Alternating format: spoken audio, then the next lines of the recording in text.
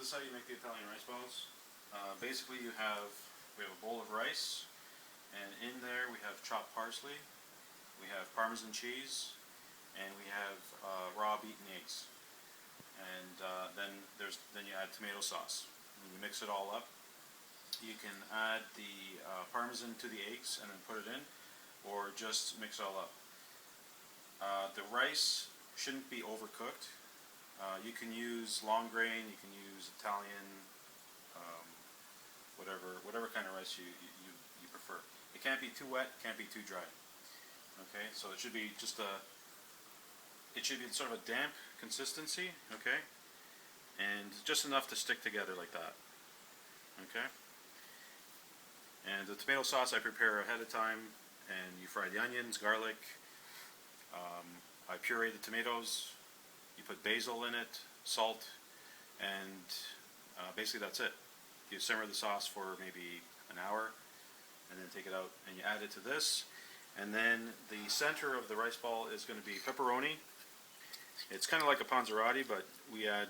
You can add again. You can put anything you want in it. We have pepperoni, which is hot calabrese, with peas, and then we add tomato sauce in this mixture. And then the other part of the center is the mozzarella, and you have you can add Friulano cheese as well, just for a different flavor, but it's mostly mozzarella.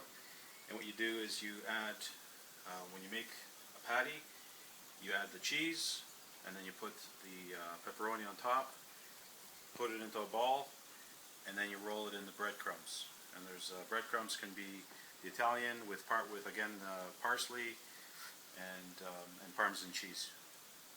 And of course you have a little bit of salt in the sauce, but the Parmesan cheese will flavor this mostly, so you can add a little bit more salt to it or just leave it as is. Once the balls are made, we put them in the plate and we set them. I'll make one panful of rice balls, let them set until the ones that are frying are done. They come out, and then those go in. Okay, I usually do about 6 at a time. Okay, so we're going to make one right now. Here. So we get, and what I use parchment paper, because you can make a rice ball very quickly. Your hands do not have to come in contact with the rice, so it doesn't make a mess. And the paper also helps form the rice ball. So we make a patty like that. Okay.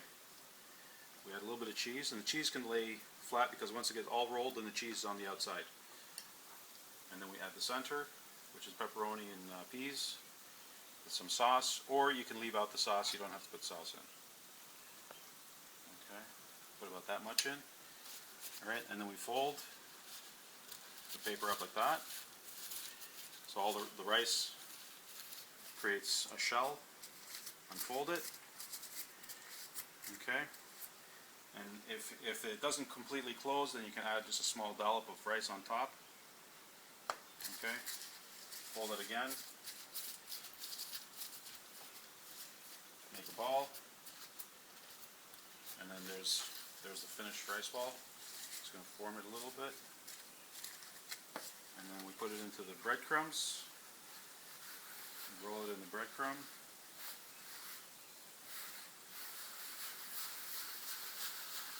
And it helps make a nice round ball.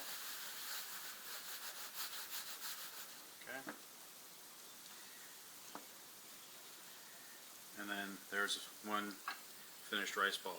And you just let that set. We fill that plate with 6, and then they go into the frying pan. The oil in the frying pan is on medium, not too hot. I'll use a pumice oil, which is pressed from olive oil. Some people will go by extra virgin, but if it gets too hot, you can burn the oil. The pumice oil has a high heat temperature, and it doesn't smell.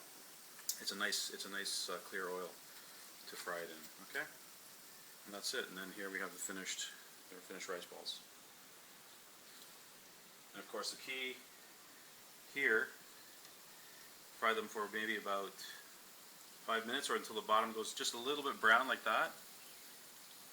And then fry it for another couple of minutes, and then they come out. The color of the rice ball should be more of an orangey, just like these that are here now. It's sort of like that color there. Okay. Let those for another minute and they'll be done. And that's how you make traditional Italian rice balls. Okay.